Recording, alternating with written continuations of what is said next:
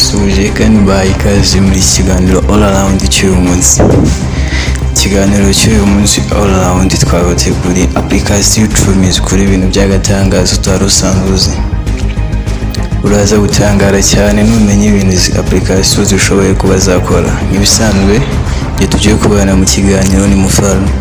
Ndabasuhuje kandi mbahaye ikaze.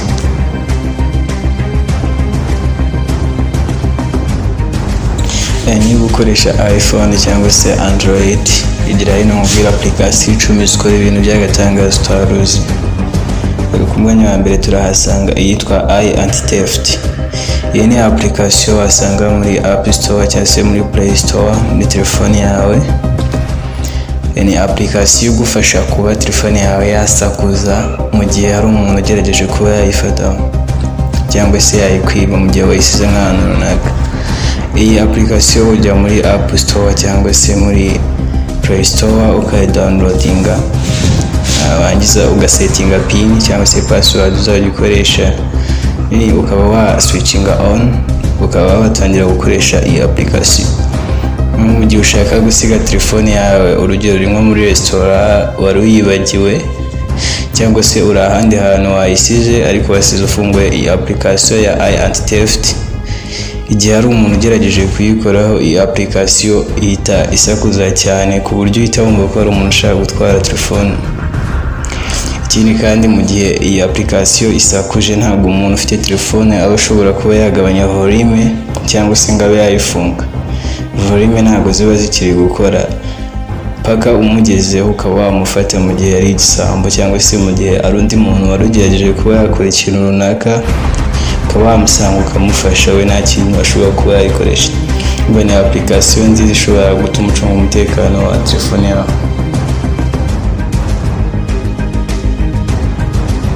Indi application ni Calculator X muri iPhone ndetse ikaba yitwa Calculator Lock muri Android. Mu busanzwe iyo ubonye application ubona ari calculator gusa, mu busanzwe ntabwo ari calculator ahubwo ifite amabanga ibize, igufasha nko kuba washyira file zawe muri private ku buryo nta muntu wapfa kuzigeraho uko yiboneye hose. Iyi application ujya muri Play Store cyangwa se muri App Store ukayidownloadinga, ugasetinga pin, ukaba washyira amabanga yawe mu ibanga ku buryo nta muntu wapfa kwegeraho. Ni ukuvuga ngo pin ushyira muri iyi calculator ni code ushyiramo, gusa ushyiramo code uzi neza ko uzashobora kwibuka bikoroheye, kuko iyi code niyo ukoresha. Ni ukuvuga wifungura iyi calculator ugashyiramo ya code, hanyuma ugakanda ku kimenyetso cya bihwanye, automatically iyi application ihita kujyana muri ya mabanga yawe washyize ahantu y'ibanga. Ni ukuvuga ngo ikintu ushyize muri application ukivanye muri main gallery ntabwo wakongera kukibona mu gihe kijya muri private. Nta n'umuntu wapfa kuba yagera mu mabanga yawe keretse umuntu uzi ya code yawe.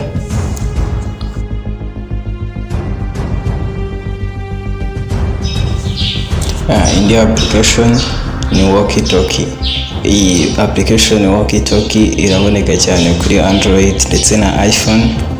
Wowe icyo ukora ujya muri App Store ukayidownloadinga, wamara kuyidownloadinga ubona handitse switch to public cyangwa se private section, then wowe ukanda kuri private, ukaba washaringa frequency yawe ku nshuti yawe, mukaba mwashobora kuvugana cyangwa se ugakopiya link ibirimo ukayimuha. Ahangaha iyi application muyikoresha nk'icyombo ku buryo muri nk'ahantu muri gushopinga, ni mu bantu benshi, ntabwo muri kubonana, ushobora kuyikoresha mukajya muvugana neza cyane mukumvikana. Ikora nk'icyombo idakoresheje internet cyangwa se airtime. Ishobora kukorohera mu gihe wagiye gushopinga n'undi muntu mwaburanye cyangwa se mu gihe uri mu rugo muri mu tuntu runaka ariko ni ahantu mwegeranye.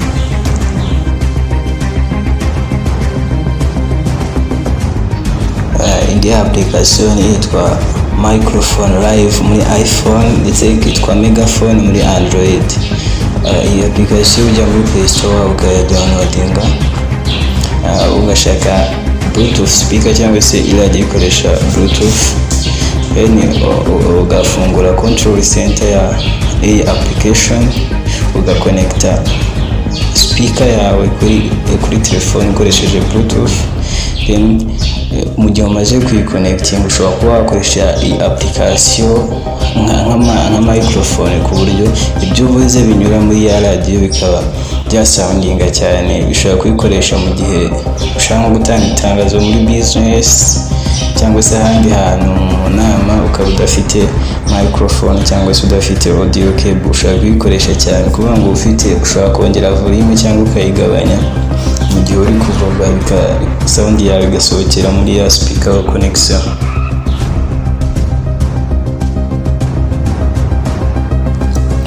Indi application yitwa Ready Flash and Strobe. Downloading application yitwa Ready Flash and Strobe ni App Store ni iPhone cyangwa se MP3 Strobe muri Android. Umaze kudownloadinga urayifungura ukajya muri setting ugakanda kuri music icon, ubundi ukafungura indirimbo. Iyo umaze gufungura indirimbo utangiye kuyiplayinga haza aya mabara asa neza nayo muri boîte. Kuri ya matara yo muri boîte aba yaka, iyi application igufasha guplayinga indirimbo. Hakaba hari n'aya matara yo muri boîte ushobora kuyikoresha igihe uri mu rugo ushaka kugabanya stress, wiyumvira akazi cyangwa se muri house party nayo irakoreshwa cyane.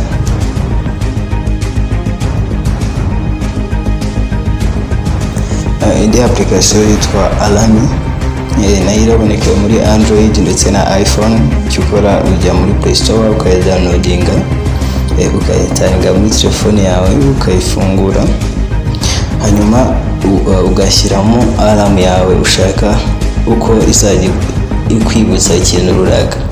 Ahangaha uhitamo igihe, ugahitamo iminsi iyi application yawe izajya ikora cyangwa se indi minsi iyi application yawe itazajya ikora. Then hari icyo bita mission, ukirika kuri icon ya mission haba hariho option nyinshi cyane.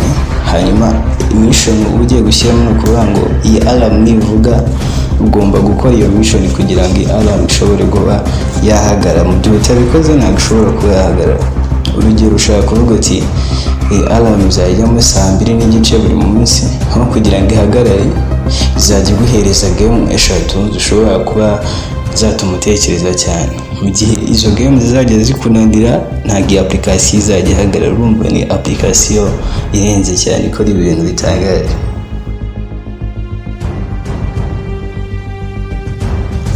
Indi application yitwa Forge of Neon iraboneka kuri Android ndetse na iPhone. Iyi application ujya muri Play Store cyangwa muri App Store ukadownloadinga. Imeze nka game ariko ntabwo ari game.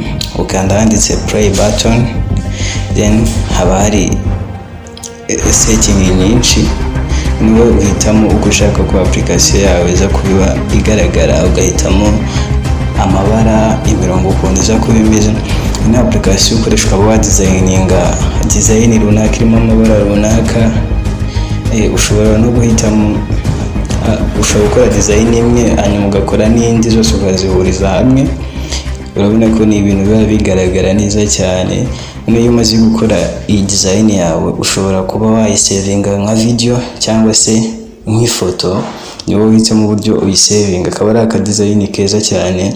Ushobora gushyira kuri post, ushobora gushyira muri screen yawe ya telefone kakaba kagaragara neza cyane.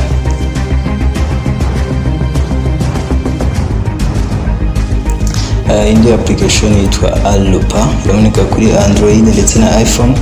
Iyi ni application ujya muri Play Store ukadownloadinga, muri downloading ukayifungura, ndetse ubona categories nyinshi zitandukanye: entertainment, animals, instrument, ibintu byinshi bitandukanye.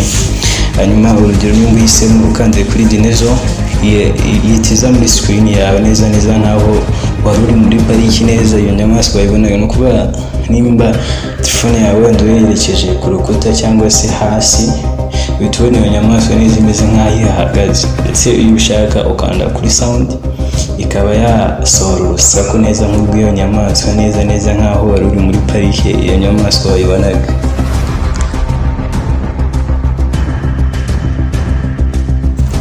indi application yitwa Chrome Remote Desktop, iraboneka muri iPhone ndetse na Android.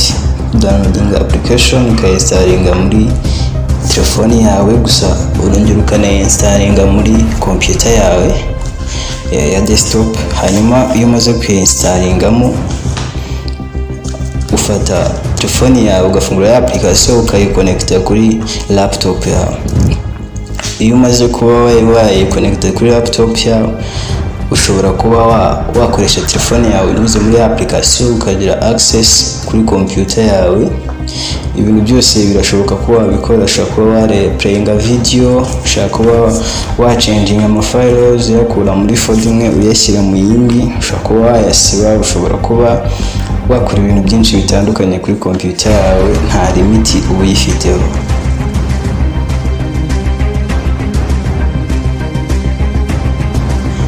Application ya nyuma muri application twaguteguriye umunsi zikora ibintu byagatangaza yitwa Lemon Artificial Intelligence Photo Enhancer.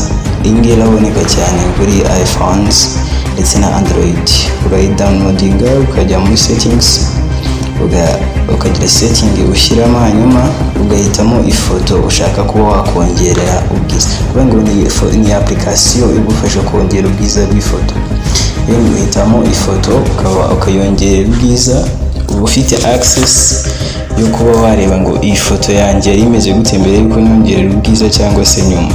Urabona ko ni application ikora ifoto neza cyane, bitangaje cyane. Biba bigoye ko wamenya ko ari telefone yakoze iyi foto.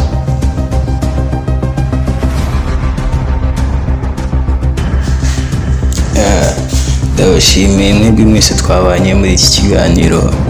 Nawe niba ari ubwa mbere usuye channel yacu, wakora subscribe kugira ngo ujye ubona ibiganiro by'ubwenge dushyiraho. Ndabashimiye. Nitwa Mufaru.